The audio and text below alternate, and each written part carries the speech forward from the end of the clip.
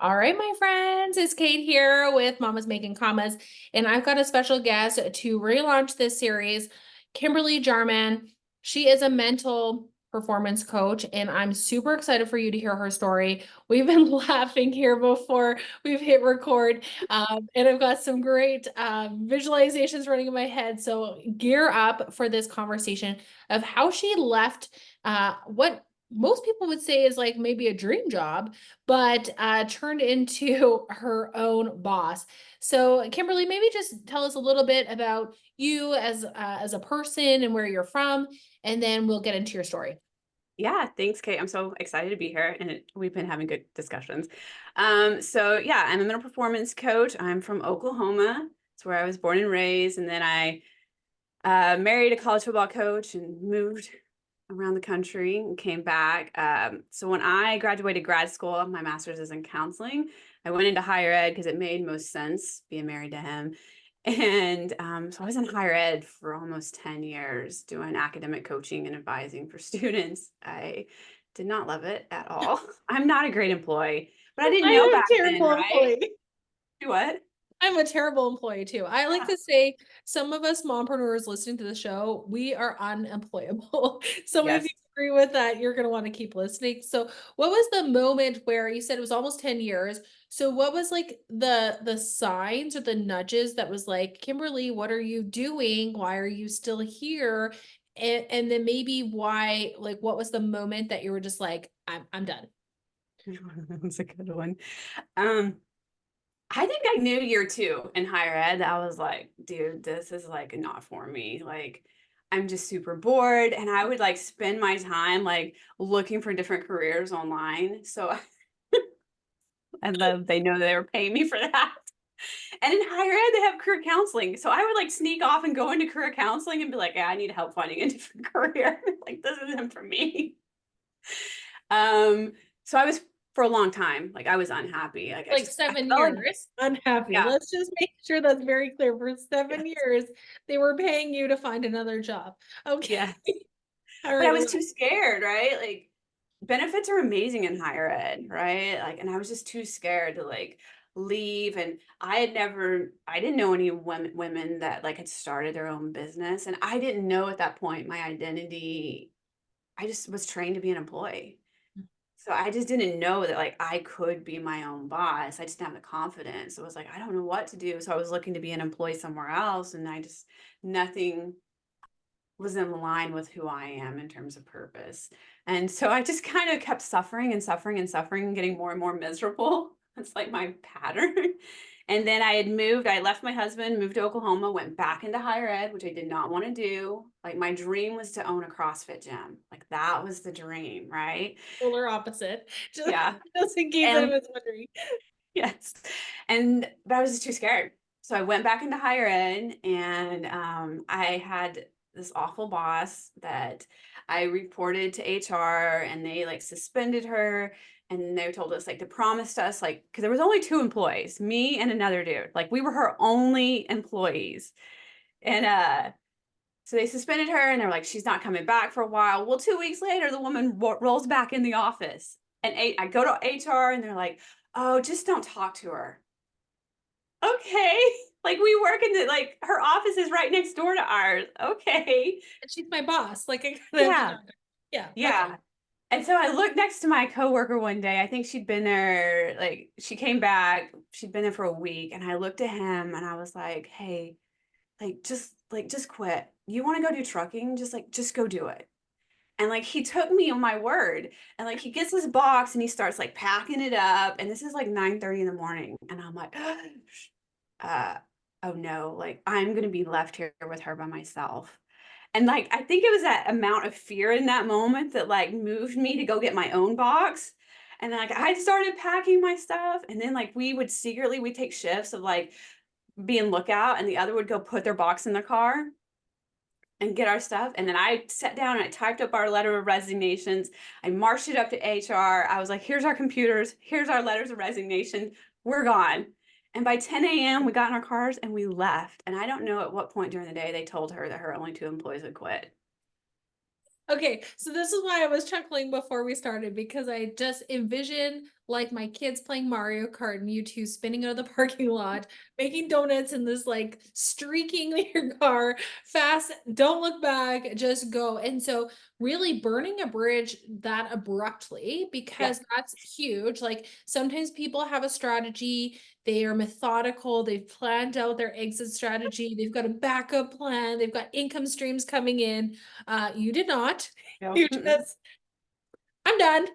This moment, 9 years later, I've been unhappy for 7, but that moment, hearing somebody else just take that leap and quit on the spot pushed you over. So, what did you do? Because that's very scary for a lot of entrepreneurs, is like that transition, especially without financial opportunities sitting in your back pocket.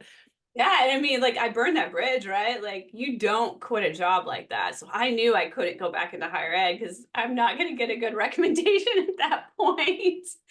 Uh, and I think that's maybe how my soul likes to do things. It's just put it myself in a situation where like it's do or die. Like I got to jump in and go. I was 34. How old was I? I was 34 at that point, right? Like, so I'm not like, I wasn't super old and like financially well off. And I was just divorced. So I was like, okay, what's my dream? And I had a friend that was like, I really think that you should like open a yoga studio. And I was like, okay. She's like, I think you can do it. She was an entrepreneur and she believed in me. I was like, okay. And then I was like, really, I want to open a CrossFit gym. That's what I want. And I was an athlete at a CrossFit gym. So I sat down, I typed up this letter. I was like, I want to be a partner with you in the gym. I have money. And he's like, I don't want this gym. I'll sell it to you for this much. I said, okay, I will buy it. So I quit in May and I bought the gym in October. Okay, so that's actually not too bad. 5 months later, Mm. um, I know that we're going through business plans right now for a business that we're building, and like I think I've been at it for 5 months, and you just went ahead and you're like, I'm gonna buy your gym. Okay, here's the price.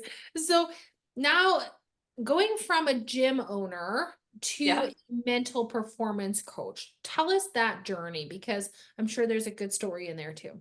Yeah. You know, it's a steep learning curve. I knew nothing about being an entrepreneur, right? Like he gave me his books and I didn't know what I was looking at. I was like, oh, yeah, there's some numbers. Okay. I'm sure there's money here somewhere. Yeah. Surely you're making money. Like, why wouldn't you be? Um, so I had to really like dig in when I owned the gym because you know you're doing everything. So I had to learn how to market, I had to learn how to sell, I had to learn like what am I looking at when I'm looking at these numbers, right? Um, the gap in my gain at that point, because I was a damn good CrossFit coach, but the gap in my gain was I didn't know how to handle rejection. I didn't have rejection resilience. So when people would leave the gym and go somewhere else, like it was it was like somebody breaking up with me, right? And it was like so painful. And so I did it and like the profit margin wasn't super high. I'm like, what am I doing? I'm not making a lot of money. And I feel like I'm getting broke up with every other month. Right? Like this is not the dream that I imagined it was going to be. Right. And I hired a coach at that point to help me with the business. But then I was just honest. I was like, I want to sell. Like I want out of this. Like, so after 2 years and they helped me create a plan to sell, sold the gym, made a profit. And then I was like, okay, like I've done my dream job and it wasn't exactly what I thought it was going to be. I'm 37 now. Like, what am I supposed to do with my life? And I was reading a book and she was like, if you want to be successful, because I was tired of living paycheck to paycheck. That was what was happening. She's like, if you want to be successful, you got to get a coach because successful people have coaches. So I just Googled like life coaches, found Brooke Castillo's podcast, listened to 2 episodes, signed up, studied under her for 2 years. And I was like, yeah, this is what I'm destined to be. Oh my gosh, I love that. Okay, so now your destiny is what you're Yep. doing right now as a mental Sure. performance coach. So maybe tell us a little bit about what you do, how you do it. Obviously, this is a global podcast, so I really want people to understand that like wherever you are, you can serve them. So maybe just explain what you do in the services that you offer. Yeah. You know, in the coaching world, they talk about like you'll end up like coaching who you were. Like Mhm. that's who I love coaching is like those women that like are playing by others' rules or doing, you know, are in careers because it was safe or like that's what they were supposed to do, but they know they're destined for more. Like they sit at their desk and like, I have more potential than this. I know I'm destined for more. So that's who I coach now. And of course, we do it through Zoom, right?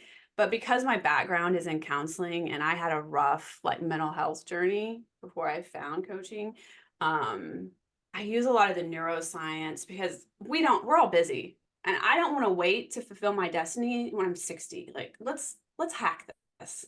So I do the mindset part, the neuroscience, like how the brain works with my ladies, but I also send them because my business partner is a licensed naturopathic physician. We do brain hacking too. So I send them a kit to test their neurotransmitters because serotonin is required for us to have self-confidence and rejection resilience. Those are two key things to be a successful entrepreneur, right? And they have to be balanced to access those at a full capacity. So we test the neurotransmitters, the hormones, the cortisol, and then with food and supplements, alongside me coaching them and working through mindset and creating new neural pathways, building self-confidence, rejection resilience, um, how to like manage the emotions in the nervous system so they can create the results they want at a faster rate and not sacrifice themselves in the process. Mm, that's so good. Yeah. I think you hit it on the head about being able to handle rejection, but also protecting. I know that success, like, what is it, like 80% or something is mindset. I don't know the exact Yeah, stats, I don't something know. Yeah. like it's something insane. And I always actually kind of like kept shoving that into a little box and being like, oh, I'll deal with personal development or I'll deal with that later. Those negative thoughts, I'll just push them away and focus on the now.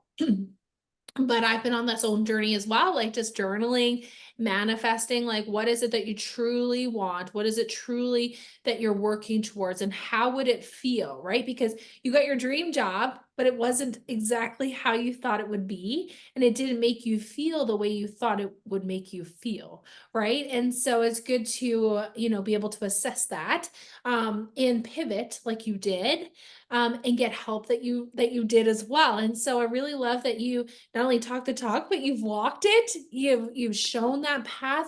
So we'll make sure in the bottom of this, like in the bio of the episode, will be all your contact information. But if somebody reached out to you today, like what could they expect? Like, is it a package? Is it like a meet and greet? Like what should they expect if they were to say, "Hey Kimberly, I want to work with you. I know that I have issues with rejection and I know I have problems with mindset." Yeah, it would just be just an initial conversation, right? Like you've got to like connect with me and I got to connect with you if Mhm. like the coaching relationship's gonna thrive. So it's just a free conversation at first. Like, where are you at? Where do you want to be? Am I the person to help you? And then yeah, I have a couple different packages. Uh, it's virtual, so there's one of my packages has a VIP day, so where I fly to you and we do an intensive 1 day. Um, like face-to-face coaching and then other luxurious things. But yeah, it's the rest of it's virtual. So you're gonna have to know like this is me. You have been talking to the real me. So like this is what you're getting. I have a little bit of intensity. No, I love it, but the energy feels so good, right? And I think that's the thing is when you are like, I remember being at my desk and it was like, I don't know, my fifth or sixth career change. It was the 2-year mark. Like I was the 2-year wonder. It was like I got the 2-year itch all the time. I Mhm. was the employee just like you, searching jobs while I'm supposed to be working or working a side gig when I was supposed to be working. And I think that's generally a sign that us as women, we kind of just push aside. Like I said, we kind of just push it aside and be like, okay, well, it's fine. Like it was just today, but then it's tomorrow, and then it's the next day, and then it's next week, and next month, and next year. And 9 years later, you're still in this position, unfulfilled, unsatisfied, not joyful, dreading your day. It's like, oh, is it Saturday yet? Yeah. Like you're just praying for the weekend or looking forward to the day off versus excited for each day and each moment. And so if you're listening and this like resonates and hits home with you in your heart of hearts, like I just want to encourage you, it's worth exploring For sure. because this journey, you're not alone. And you Mhm. don't have to have it all figured out because Kimberly showed she didn't have it all figured out. But taking the leap of faith to invest in yourself and invest in your purpose and your passion, like typically, I don't think we've had one person on this show that's like, I regret being my own boss. All of Yeah. us are like, it was hard. Mhm. There was lessons I learned, but I'm so glad I did it. Right? I don't think anybody looks back and been like, shoot, like, I should have Yeah. stayed with that government job and hated my life every day. Said Yeah. no one ever. So Right. I think that's just the nudge that I think sometimes we need to almost like smack us in the face, and somebody just needs to tell us like just do it, or at least Yeah. pursue it on the side and build that backup plan. If you are a strategic person that needs that security, like it's worth the effort for the short term. So Sure. I don't know if you have any like last piece of advice or like tips for somebody that's kind of like, should I message Kimberly, should I not, I don't really know. Yeah, 2 things. Like, it's gonna be hard, so choose your hard. Like, you either choose your hard that's, like, investing in you, and, like, I love in the coaching world, we talk about, like, every time I invest in a coach, I'm gonna get an ROI because my brain is always gonna create an ROI, and I can't guarantee that in the stock market, right? And then the second part is, like, don't do it the way I did it. Don't wait until you're absolutely miserable that you just burn the whole castle down, like, your soul knows what it wants and it's calling for something more. It knows you're meant for something more. Exploring what that is and going after that, like again, I completely agree with you. You're never going to regret it because you already know that this isn't in alignment with you. 100%. Right. Yeah. 100%. So thank you so much, Kimberly. It's been so much fun getting to know you and chat with you. For those that are watching, make sure you go and click and follow her, connect with her, get to know her. I think like, I know that I can't wait to get to know you further. And if you're looking for some resources, we do have a ton at imkatemoore.com. You can go on there and grab our freebies and our resources because honestly, you're not alone. And we've got a whole community out there of mompreneurs that want wealth and wellness, and they want that support of people who are encouraging them to pursue their dreams. So thank you so much, Kimberly, and we'll talk to you Thank soon. you. Bye.